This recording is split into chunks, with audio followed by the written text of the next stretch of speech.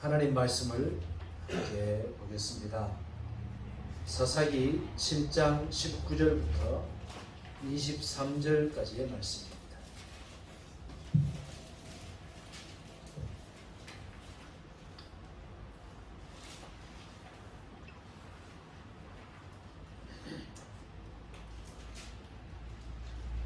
사사기 7장 19절부터 23절까지의 말씀을 보겠습니다.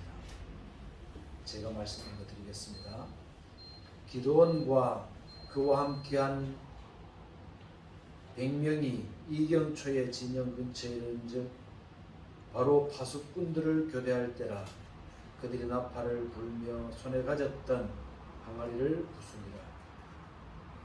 세대가 나팔을 불며 항아리를 부수고 왼손에 횃불을 들고 오른손에 나팔을 들어 불며 외쳐 이르되 여호와와 기드온의 칼이다 하고 각기 제자리에 서서 그 진영을 에워싸매 그 온 진영의 군사들이 뛰고 부르짖으며 도망하였는데 300명이 나팔을 불 때에 여호와께서 그 온 진영에서 친구끼리 칼로 치게 하심으로 적군이 도망하여 스레라의 벳십다에 이르고 또 닷밭에 가까운 아벨몰라의 경계에 이르렀으며 이스라엘 사람들은 납달리와 아셀과 온 므낫세에부터 부름을 받고 미디안을 추격하였더라. 아멘. 23절까지 말씀을 보았습니다. 오늘은 사사기 6장의 말씀부터 나오는 얘기들 말씀을 보겠습니다. 하나님은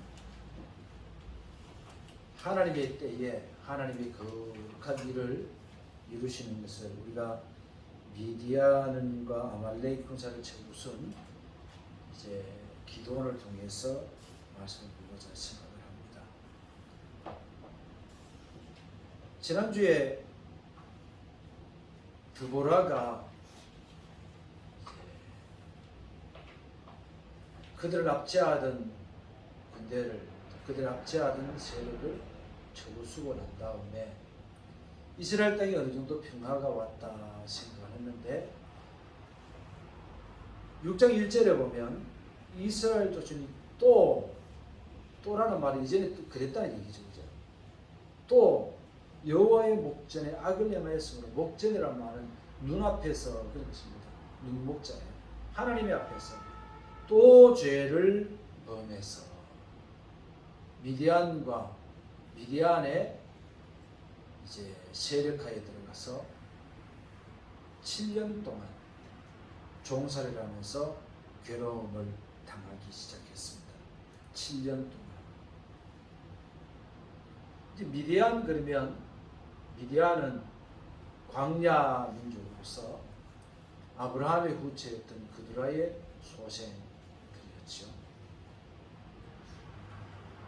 이스라엘 하나님께 부르짖었을 때에 하나님은 먼저 한 선지자를 보냈죠.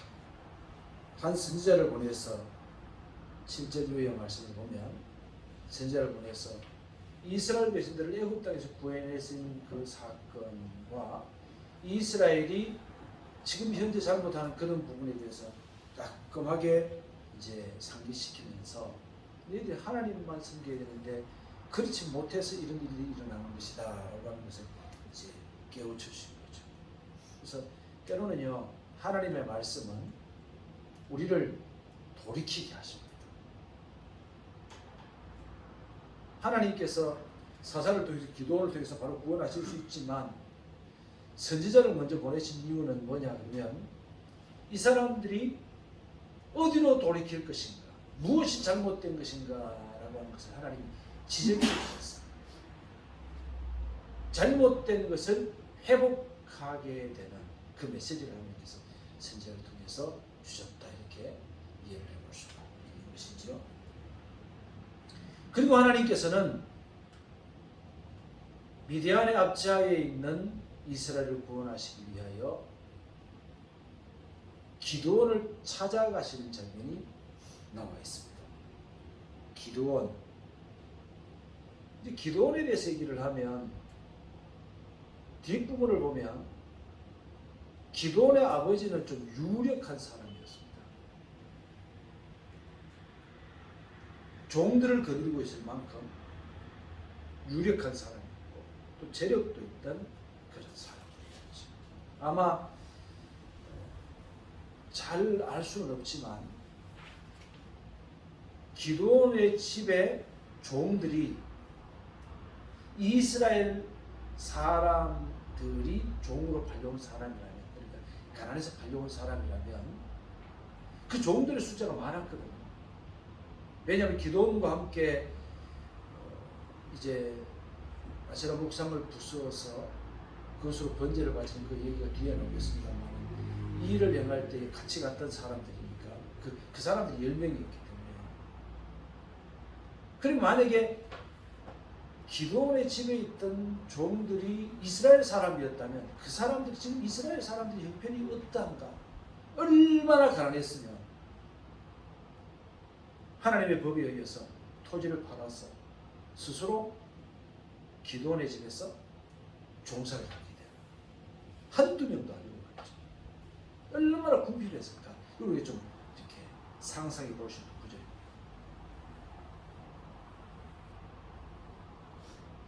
근데 기드온의 아버지는 어떤 좀 유력하고 돈이 있는 사람이었지만 그의 지경에, 그의 집안에, 그의 땅에 우상의 신전이 있었던 거예요.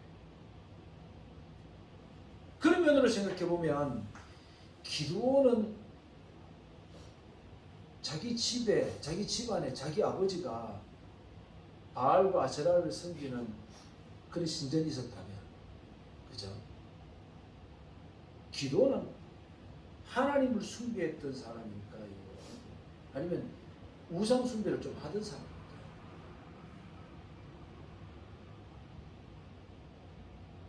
우리는 흔히 생각할 때에 기드온에 대해서 기드온은 처음부터 믿음의 사람이었고 그래서 그는 믿음으로 굳게 서 있던 사람이었고 이렇게 얘기하지만 기드온의 아버지 집에, 그러니까 기드온의 집에 말이에요.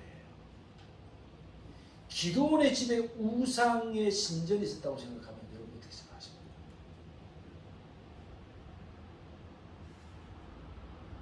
정확하게 성경은 일탈하고 거기에 대한 대답을 주지는 못해요. 그런데 우리가 추측과 상상을 해볼 수 있는 부분이죠. 어쨌든 하나님께서는 기드온에게 나타나셨어요. 기드온이 그때 당시에 할 때 뭘 하고 있었냐면 포도즙 틀에서 타작을 하고 있었어요. 왜냐하면 곡식이 어느 정도 익어가면은 이제 미디안 사람들이 아말렉 사람들과 광야 민족, 저 유목민들이니까 그들은 농사를 안 하잖아요. 그러니까 와서 자기들이 필요한 곡물을 싹 걷어가는 거예요. 그러니까 아마 모르긴 해도 기드온이 곡식 타작을 했다 그랬을 때 그 곡식은 아직 벨 때가 덜 익은 곡식일 수도 있는 거예요. 근데 그 곡식을 거두어서 보통 사람들은 타작을 할 때에 타작 마당에 갔다가 우마를 이용해서 그것을 타작을 합니다.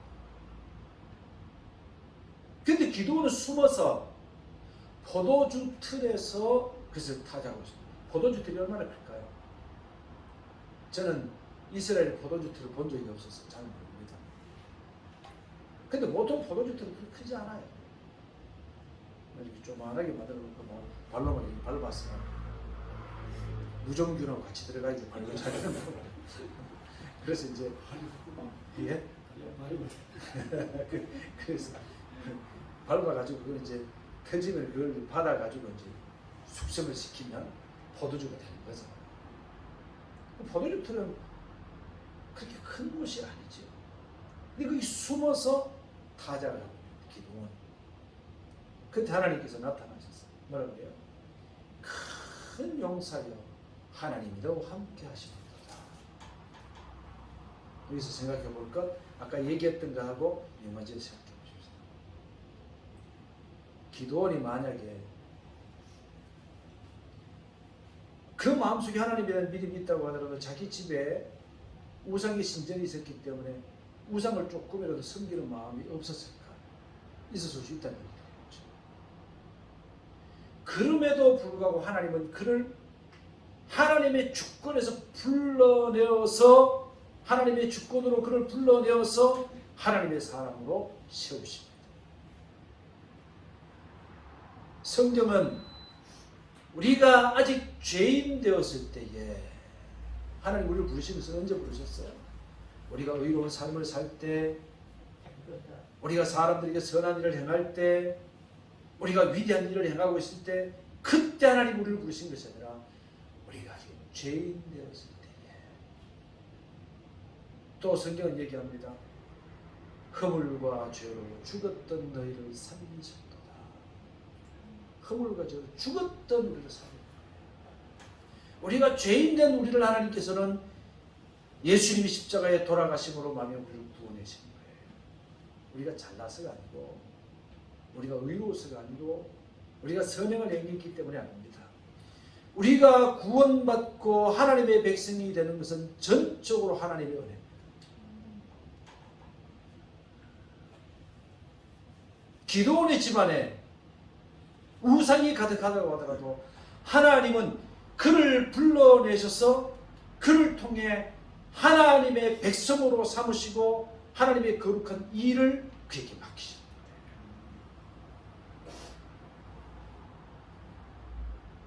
근래에 로마서 강의에 대한 책을 좀 읽어보면서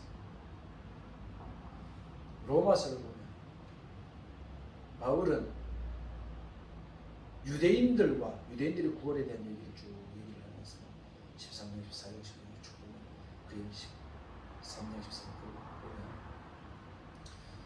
그 앞에 부분부터 계속 나와요. 9장 이렇게 시작했어요. 그런데 이스라엘의 구원에 대한 얘기를 하면서 그때를 언제와 비교를 하냐 그러면 그때를 이사야의 시대와 대비를 시키고 있어요.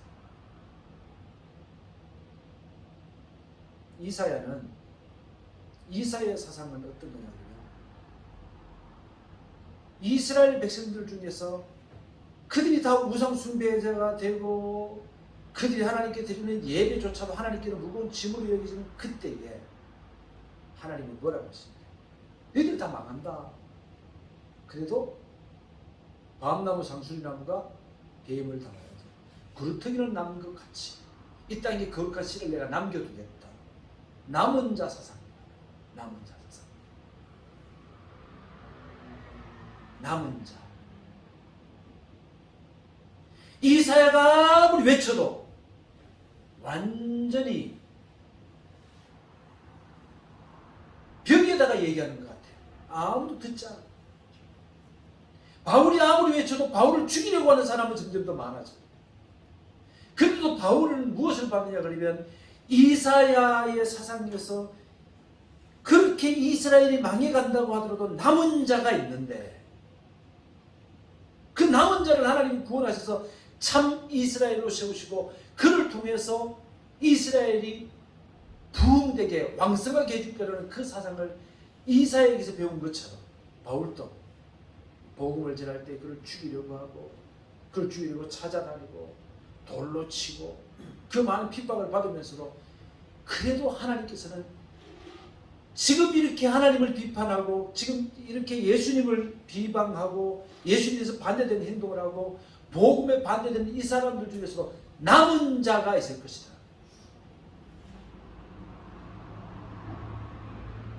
그렇게 말씀했잖아요. 그 얘기를 읽으면서 저는 너무 마음속에 희망과 소망이 속에 솟아나는 걸 봤어요. 지금 현대는요. 좋은 아파트 가보면요. 좋은 아파트는 맨 앞에 입구부터 시작해서 바리케이트가 있죠. 거기 바리케이트 사람 속 못 들어갑니다. 비밀번호를 눌러야 들어갈 수 있어요. 바깥에 담부터요. 담부터 그렇게 하고요. 그 다음에 그 동네에 들어갈 때 또 시건장치가 있고 올라가면 집안에 또 시건장치가 있고 2중 3중으로 그렇게 닫혀져 있어요.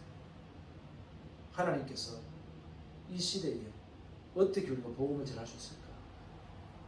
어떻게 우리가 하나님 말씀을 통해서 사람들을 구원해낼 수 있을까? 어떻게 전도할 수 있을까? 근데 제가 바울 서신 로마서 강의에 있는 그 부분을 읽으면서 마음속에 그러죠. 닫혀 있어도 하나님이 구원하실 사람이 있다. 하나님의 사람을 전도할 사람이 있다. 사람들의 마음이 다 닫혀 있는 듯해도 여전히 그들 중에서 구원받을 사람이 있다. 우리가 기도원의 예를 통해서 이런 것들까지 다 생각해 보시죠. 그럼 우리가 사람들이 우리에게 당신 왜 예수 믿소? 라고 나중에 묻는 사람이 있다면 우리가 그들에게 얘기할 것이 있어야 되겠죠. 그럼 우리 아버지가 목사니까 나는 교회 나가 이래서는 안 된다는 거죠. 내가 왜 예수 믿는가? 나는 왜 예수님을 믿고 있는가? 나에게 그 이유를 묻는 사람에게 간증거리가 있어야 돼. 말할 거리가 있어야 돼. 복음을 전할 수 있는 준비가 돼 있어야 되는 거죠. 이렇게 얘기하면 한도 끝도 없으니까 기도원의 얘기로 돌아가서 펼쳐보십시다. 기도원의 집안은 우상이 있고 우상을 숭배하는 그런 모습이 있었지만 하나님 그를 부르셔서 하나님 일꾼으로 삼으신다 하는 것을 말씀드리면서 맞습니다. 그러면서 하나님께서는 조금 전에 말씀드린 대로 큰 용사여 하나님이 너와 함께 하시거든. 이 말을 거꾸로 뒤집어 말하면 어떤 얘기가 되냐면 기도원이 큰 용사면은 포도주 틀에서 밀타자가 없겠어요. 그죠? 큰 용사가 아니니까 그렇게 하죠. 근데 이 말을 뒤집어 보면 어떤 얘기가 되냐면 이런 얘기예요. 하나님이 너와 함께 하심으로 너는 큰 용사다. 여러분 어땠어요?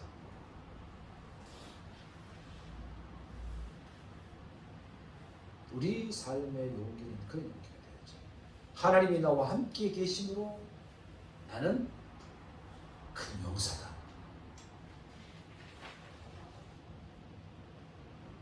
그러면서 하나님께서는 기도원에게 이렇게 얘기하십니다. 너는 내 힘을 의지하고 가서 이스라엘을 구원하라.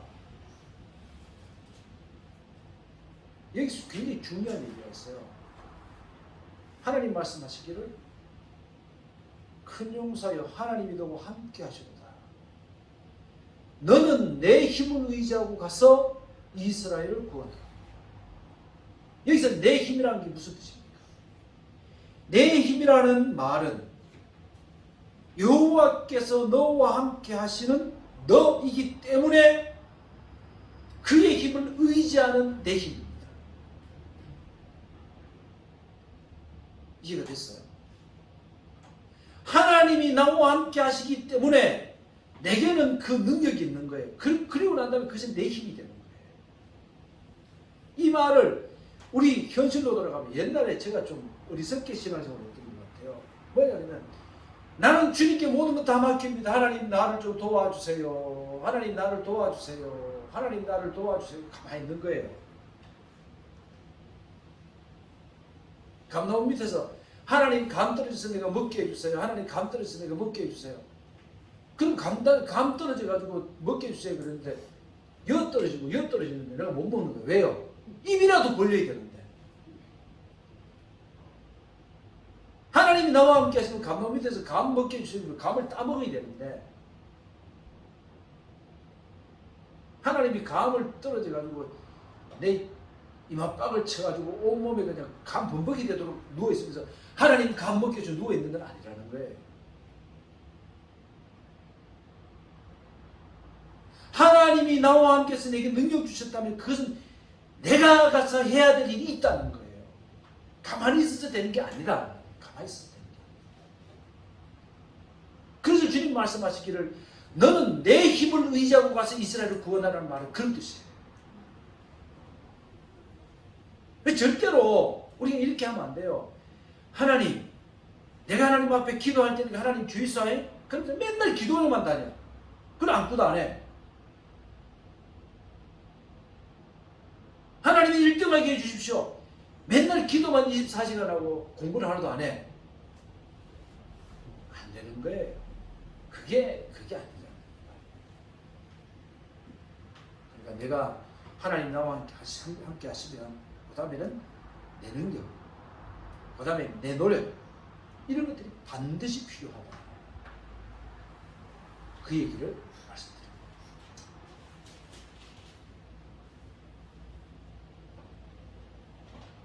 하나님의 소명을 받은 기도원은 하나님의 명령에 의해서 첫 번째로 하는 게 뭘까요?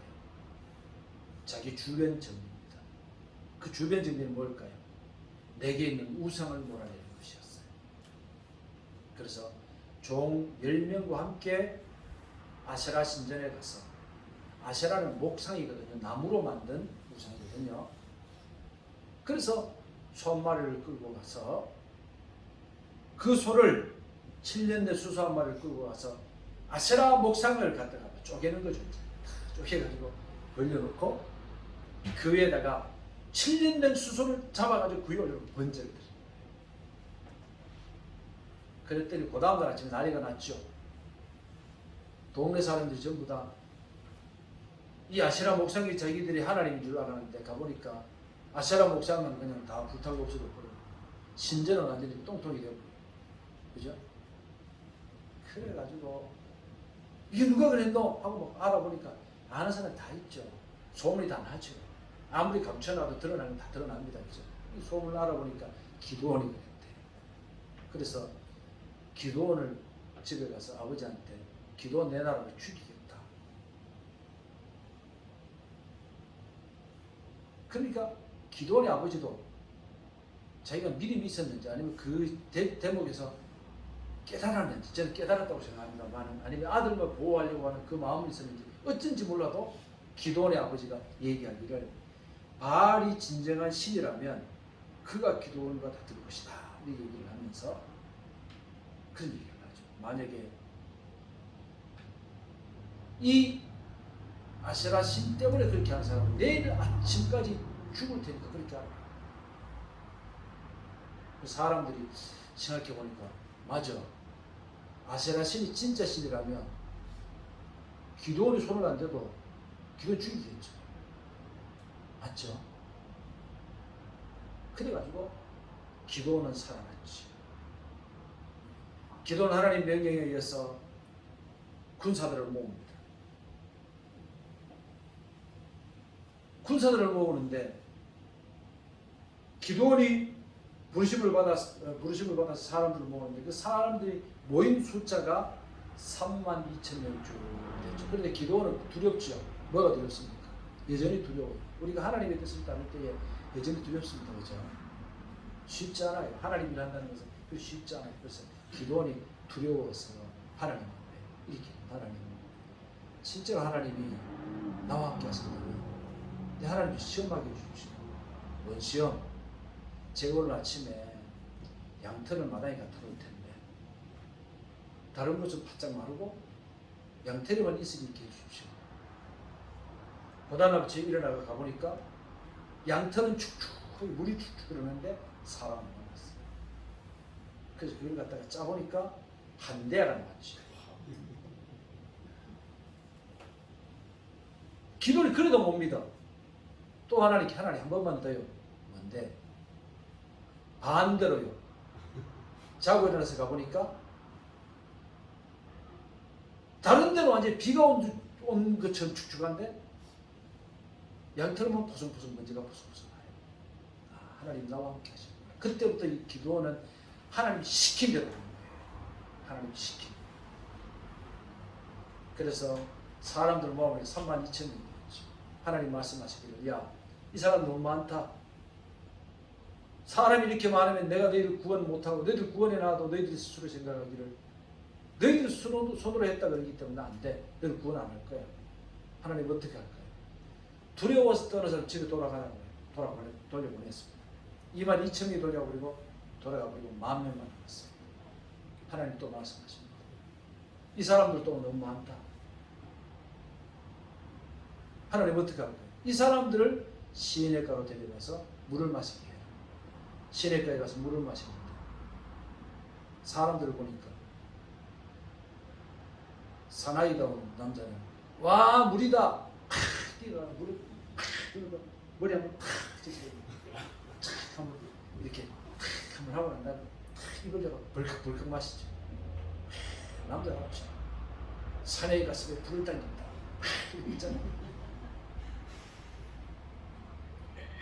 근데 그 중에 어떤 사람은 연애 가가지고 손으로 떠가지고 요러고 갇혔어. 개처럼 물을 핥아 먹는 것처럼 깨져. 아이고 내 같은 경우 보면 등신도 저런 등신이 마십니다. 하나님은 두 부류를 분류하라고 했어요. 개처럼 연애 먹는 사람 300명, 사나이답게 먹는 사람 97명. 하나님 말씀하시기를 300명을 통해서 내가 구원하겠다고 말씀하십니다. 근데 성경은 뭐라고 하냐면 이렇게 얘기하죠. 개처럼 물을 붓는 자. 성경에서 항상 개라고 하는 표현은 사람을 낮추어 보는 거예요. 비천하게 얘기합니다. 하나님은 비천한 사람을 통해서 이스라엘을 구원하기를 원하셨습니다.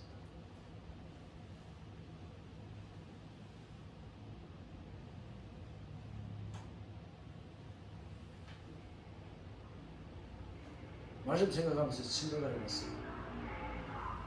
제가 만약에 지금 여기 10,000명이 있는 교회에서 제가 이렇게 설교하면 사람들이 막 은혜가 된가 막 뒤집어질 것 같아요. 제가 오늘 여러분들에게 기도원 설교하면서 그 배경지를 자세하게 지금 중요한 부분 콕 찍어주잖아요.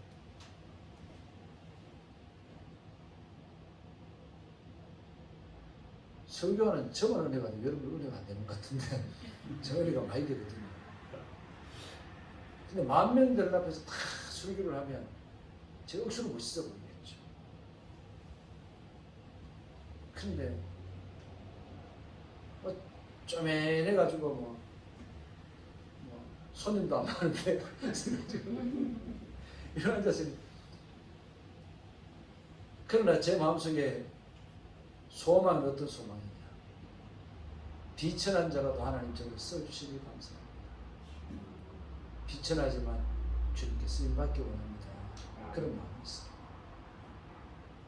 여러분들이 전부 다 박사학위를 받고 사업을 해서 덩덩거린다면 물론 여기 와서 말씀을 듣고 이렇게 할 수도 있겠지만 대체적으로 큰 교회 가서 대 앉아서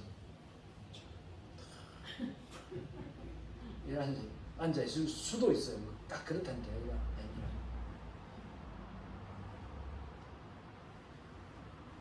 그러나 하나님은 우리를 들어 쓰십니다. 하나님 우리를 사랑하십니다.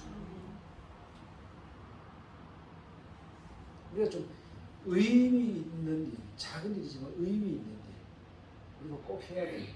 이 일을 위해서 우리가 헌신이 되고 이 일에 우리가 최선을 다하면 돼야 돼요. 어쨌든 이 300명은 개처럼 개와 비교되는 사람. 그러나 하나님은 그 300명을 통해서 구원의 역사를 이루기를 원하셨습니다. 여전히 기도의 마음에는 두려움이 남아있죠. 그때 하나님께서는 야, 아직도 두렵냐? 하나님도 답답했을 것 같아, 그죠? 양떼를 실험도 했고 다 했는데 뭐 32,000명 뒤에 있는 상태에서 가자 이러면 좀 힘이 날 줄 몰라도 또 10,000명이 있어도 그래도 좀 어려도 될 텐데 뒤에는 300명밖에 없어. 이 기도원이 두려울 수밖에 있겠어요, 그죠? 두려울 수밖에 있겠어요. 그래 기도원이 두려워하고 그때 하나님 말씀하세요. 야, 오늘 저녁에 네가 너의 부하 브라라고 하는 사람을 데리고 미디안 진영에 내려가거라. 그래서 둘이 사성공사로 내려가 봤지. 차로 내려가 보니까 미디안 사람 두 사람이 얘기를 하고 있어. 낱말은 새가 듣고 반말은 기도원과 브라가 들었지. 뭐라고 얘기합니까? 야, 어제만 꿈을 꿨는데 이스라엘 진영에서 보리떡 하나가 돌게도 굴러오더니 우리 진영을 쳤는 데가 확 그냥 다 망해버렸어. 어떻게 하면 좋으냐. 무슨 일인지도 모르겠어. 그때 옆에 좀, 야, 그거 있잖아. 보리떡은 기도원이야. 우리가 이스라엘한테 진다는 겁니다. 그 얘기하는 거를 기도원과 브라가 들은 거예요. 기도원이 그때서 정신이 번쩍 들면서 믿으셨습니다. 가자. 하나님이 우리와 함께 하신다. 하나님이 우리에게 용기를 주시고 하나님이 우리에게 승리 주신다. 그래서 300명을 데리고 세 대로 나눴죠. 100명, 100명, 100명 세 대로 나눠서 밤에 진영을 기습을 했죠. 기습을 하는데 뭘 들고 왔습니까? 횃불, 항아리, 나팔.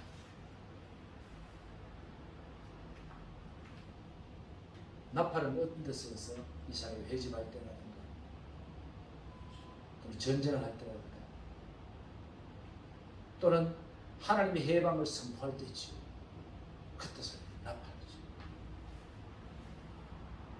지금 기도원과 300명이 가진 나팔은 이스라엘 앞제로부터 해방해주는 나팔, 전쟁에서 승리를 가져오는 나팔,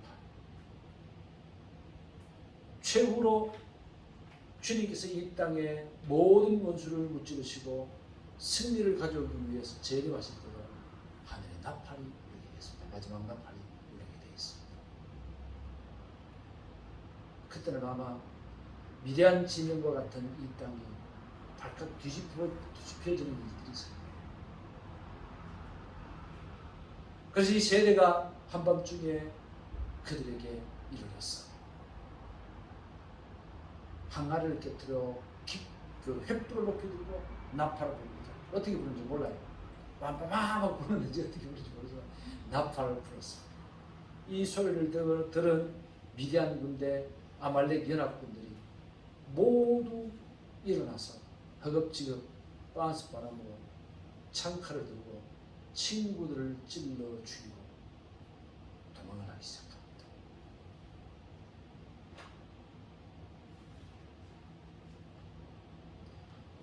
하나님의 명령에 순종했던 기도원에게는 승리가 주어졌습니다. 앞부분 한 가지 오늘 좀 얘기를 많이 하려고 했는데 더 이상 얘기가 안 돼요. 재밌습니다. 이 부분 여러분 47조 보세요.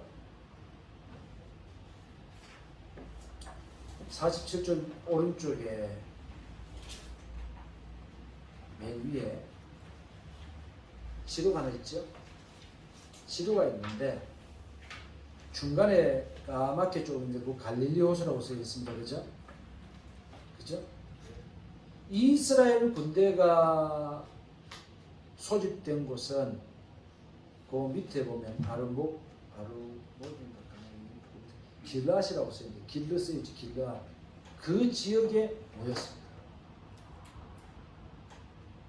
미디안 군대는 어디로 갔느냐? 이스라엘 평지 쪽이에요. 그러니까 요단강 건너입니다. 이스라엘이라고 써있는 게 있죠. 그 이게 역전이 된 거예요. 무슨 말이냐 그러면 미디안 군대가 요단강 동편 쪽에서 이렇게 들어와야 되고 본래 이스라엘은 어떻게 이스라엘 쪽에서 밀어내야 되는데 그게 아니고 미디안 군대가 거기까지 와서 진을 쳤다는 거예요. 무슨 말이냐 그러면은 지금 우리로 말하면은 길르앗하고 이쪽은요 지금으로 말하면 요르단 땅이에요. 왼쪽이 이스라엘 땅이고 왼쪽 거기서 좀 들어가면 이제 지중해가 있고 이렇게 하고 미디안과 아말렉 군대 거기까지 와서 자리 잡고 있었다는 얘기야. 또 이제 이 부분을 좀 정리하고 넘어가면 우리가 아말렉이 들어왔다 그러죠. 아말렉 미디안과 아말렉 같이 들어왔죠. 아말렉은 어떤 사람들이었습니까? 이스라엘이 출애굽하는 중에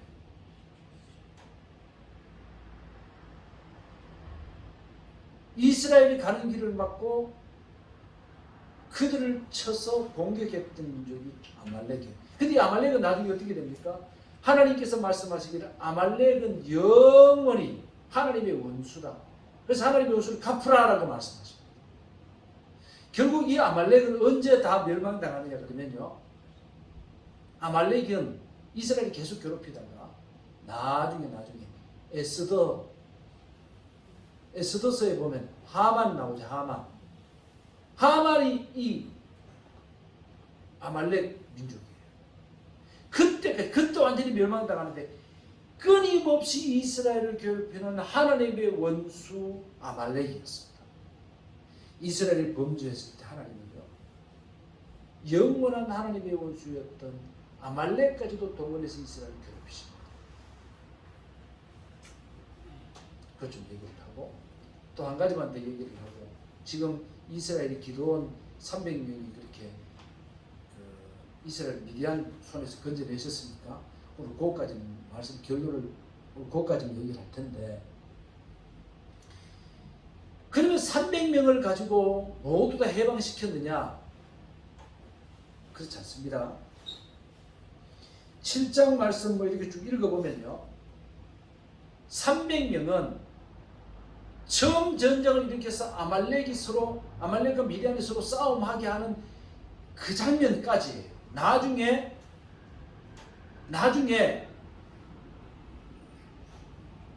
이들의 왕들을 추격하는 일까지도 이 300명이 했습니다만은, 그러나 전쟁의 큰 예복을 끊는 이 일만 했을 뿐 실제적인 전투는 누가 했느냐? 아까 여러분 32,000명 32,000명이 그게 동원이 됐어요. 이 사람들은 아마 모르긴 해도 32,000명과 9,700명, 이 사람들은 지금 기드온의 군대 300명이 어떤 일을 하는가를 그 사람들이 앞세워놓고 아마 예의주시하고 있었을 거예요. 어떤 일이 있었을까? 어떤 일이 일어날까 하고 지금 조마조마한 마음으로 있었는데, 300명이 이 일을 일으키고 난 다음에 이 기드온이 명령을 하니까 와 하고 달려들어가지고 전쟁을 같이 일으켜. 그 다음에 또 한 지파가 있었는데, 그 지파는 에브라임 지파입니다. 에브라임 지파는 굉장히 강력한 지파였습니다. 말하자면 힘으로 봐서는 제일 막강한데,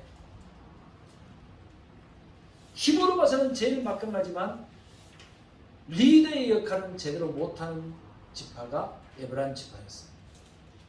그 나중에 기도는 에브라임 지파에게 연락을 해서 에브라임 지파의 모든 용사들도 함께 동원이 돼서 300명 용사들과 32,000명의 용사들과 에브라임 지파, 이들이 모두 연합해서 미디안과 아말렉 모든 사람들을 멸망시키는 일을 이제 이들이 감당했다라고 하면서 기록을 해요. 그래서 우리 여기서 이제 나중에 에브라임 지파 이런 얘기를 해요. 너희들이 미디안을 치러 갈 때 왜 우리를 먼저 부르지 않았느냐? 꼭 뒤에서 딴지 걸죠. 그때 기도는 뭐라 그래요? 당신들의 끈물포도가 우리 만물포도보다 낫지 않느냐? 우리가 했는 것보다 당신이 한 일이 훨씬 커. 이런 얘기를 하니까 에브라임이 또 그 얘기에 그냥 싹 녹아들어. 그건 그래. 그리고 또 넘어가는 그런, 아유, 진짜 바보들 중에 바보들이지. 그렇다고 하더라도, 지금 내가 중요한 얘기 한번 들어주세요. 그렇다고 하더라도 기도원과 300명의 용사들, 우리가 이 일을 얘기하기 때문에 이 일은 우리가 가장 큰 공로를 이렇게 얘기하지 않습니다. 그들은 여전히 32,000명의 도움이 필요했고, 에브라임 지파의 도움이 필요했고, 더 나아가서 이스라엘 유다 지파 전체의 도움과 협력이 필요했습니다. 우리가 때때로 어떤 일을 할 때 그런 게 있어요. 어떤 일을 행할 때 좀 중요한 일을 우리가 맡잖아요. 그리고 난 다음에는 지금 뭐 대통령 될 때 뭐 옛날에 윤핵관이 있다 그러는데 대통령 집 제대로 하려고 그러는 핵심 관계자들을 쳐낸다고 하는 게 아니라 쳐낸다기보다는 뒤로 물러서게 해야 돼. 그죠? 그래야 일이 돼. 그 일에 내가 관계됐다고 해가지고 그 사람을 소중하고 귀중하게 해가지고 그 사람들이 권한을 주면 거기에 꼭 문제가 생기게 있어. 대통령들마다 그런 사람들이 꼭 있죠. 그렇게 해서 대통령은 어느 정도 해냈는데 그 주변에 있는 사람들 때문에 결국 대통령이 뒤에 이리저리 비판받는 일들이 우리나라에 계속해서 있었잖아요. 대통령 한번 돼보세요. 계속 다 있었어요. 다. 정말 많이 있었어요. 기도원의 용사들 그렇지 않았던 것 같아요. 중요한 일을 여전히 하고 있지만 그러나 에브라임 지파의 마음을 녹여주면서 이렇게 화합된 그 모습. 우리 그런 사람 되게 힘들죠. 예를 들어서 전에 보니까 그렇더라고요. 교회에서 보니까 교회가 개척되는 과정부터 시작해서 정말 핵심 관계자들이 있었어요. 이 사람들이 나중에 그 교회에서 안수집사 되고 중요한 자리에 이렇게 있습니다. 나중에 다른 사람이 와가지고 목사 사이에 끼어들 수가 없어요. 왜냐면 그 사람이 워낙 똘똘 뭉쳐있기 때문에 끼어들 수가 없어요. 교회가 자꾸 이렇게 해주고 저렇게 해주고. 근데 중요한 거는요. 개척교회 때부터 같이 있었던 사람은 절대로 담임 목사의 마음에 여기에서 멀어진 사람이 아니에요. 늘 마음속에 남아있어. 그냥 한 가족이에요. 가족. 남아있어. 배 목사님 마음속에는 아마 나 집사님, 이 집사님이 빛나는 모습으로 남아있어. 지금 저한테는 어떨까요? 지금 늘 푸른 교회에서는 저도 마찬가지예요. 모두 그렇게 남아있어요. 어떻게 표현하든지 간에 남아있어요. 근데 교회가 예를 들어서 더 많은 사람들이 모이고 이렇게 돼가지고 그렇다고 하더라도 나는 늘 푸른 교회의 핵심 관계자, 늘 핵관이니까. 늘 핵관이니까.